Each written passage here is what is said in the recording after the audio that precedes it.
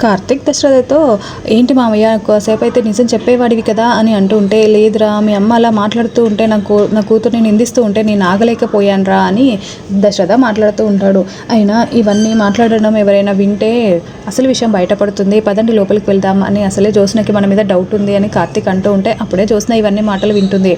ఇంకా అలా జ్యోత్స్న వైపు చూసి జ్యోత్స్న వినిందా అన్నట్టుగా వీళ్ళు చాలా షాకింగ్గా చూస్తూ ఉంటారు. నాన్న నేను అమ్మని చూడాలి అని దీప అప్పటికే మాట్లాడి ఉంటుంది.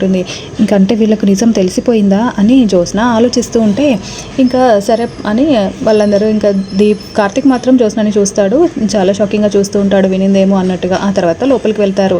దీప సుమిత్ర దగ్గరికి వెళ్ళి అమ్మ ఎలా ఉందమ్మా అని అడుగుతూ ఉంటే, నేను బాగానే ఉన్నాను దీప, నీ కడుపులో ఉన్న బిడ్డ ఎలా ఉంది, నీ ఆరోగ్యం ఎలా ఉంది అని సుమిత్ర అడుగుతూ ఉంటే ఇంకప్పుడే జ్యోత్స్న అక్కడికి వచ్చి, ఎలా ఉంటే ఏముందిలే అమ్మ, దీప తన బిడ్డని వద్దనుకుంటుంది, అబార్షన్ చేయించుకుంటుందంట, ఇప్పుడు అబార్షన్ చేయించుకుంటే మళ్ళీ తనకి పిల్లలు కూడా పుట్టరంట అని చెప్పడంతో ఇంకా సుమిత్ర చాలా షాకింగ్గా, ఏంటి దీప ఎందుకు అలా చేస్తున్నావు అని అడుగుతూ ఉంటుంది. ఇంకా కార్తీక్ దశరథ వాళ్ళు ఇప్పుడు ఈ విషయం చెప్పడం అవసరమా, ఎందుకు ఇలా మాట్లాడుతుంది జ్యోత్స్న, కావాలని ఇలా చేస్తుంది అని అనుకుంటూ చూస్తూ ఉంటారు.